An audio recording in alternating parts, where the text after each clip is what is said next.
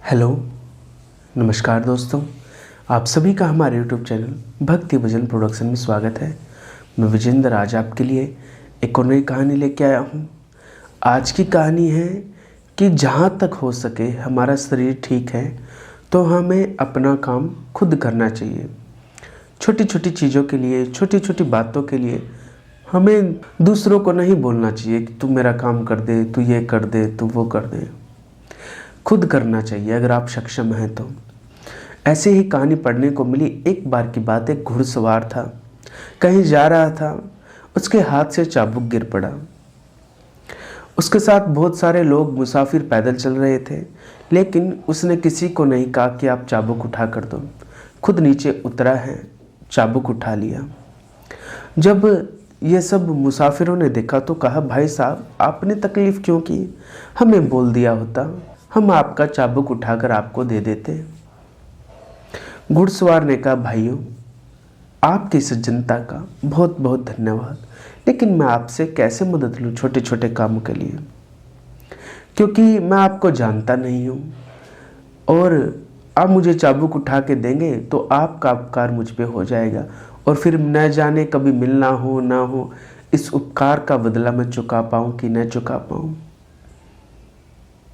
यह सुनकर मुसाफिरों ने कहा, अरे भाई साहब इसमें उपकार क्या, एक भले आदमी के हाथ से चाबुक गिर गया और उसे उठाकर हमने दे दिया, इसमें क्या मेहनत हुई बताओ।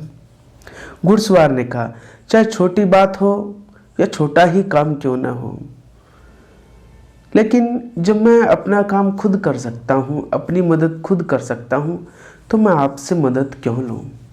मैं आपसे मदद तब ले सकता हूँ जब मेरे पास करने के लिए हाथ न हो, जब मैं अपनी मदद करने में सक्षम न हूँ, तो मैं मदद मांगता अच्छा भी लगूंगा।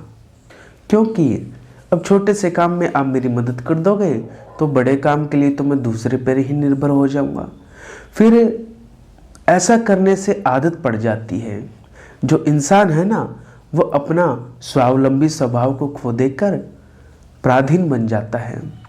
आत्मा में एक तरह की सुस्ती आ जाती है और फिर छोटी छोटी बातों में दूसरों का मुंह देखना पड़ता है कि फला बंदा आएगा और हमारा काम करेगा। यही मन में रहता है, मेरा यह काम कोई दूसरा कर दे, मुझे हाथ पैर ही ना हिलाने पड़े। इसलिए जब तक कोई मुसीबत ना आए, केवल अपने आराम के लिए दूसरों से मदद नहीं लेनी चाहिए। असलियत में जिन्हें मदद की जरूरत है उन्हें मदद मांगनी चाहिए। तो ये कहानी छोटी सी है लेकिन बड़ा प्यारा संदेश देती है कि आत्मनिर्भर बनो, जितना हो सके अपना काम खुद करना चाहिए। तो ये कहानी पढ़ने को मिली। आगे भी कुछ कथा कहानियाँ किस्से प्रसंग आप तक लाता रहूँगा। अगर आपको ये कहानियाँ पसंद आती है तो आप इन्हें लाइक करें, कमेंट करें, शेयर करें और हमारे यूट्यूब चैनल को सब्सक्राइब करें। चैनल सब्सक्राइब करने का बेल आइकन को दबा दें ताकि आपको हमारे आगे आने वाले वीडियोज़ के नोटिफिकेशंस मिलते रहें। नमस्ते दोस्तों।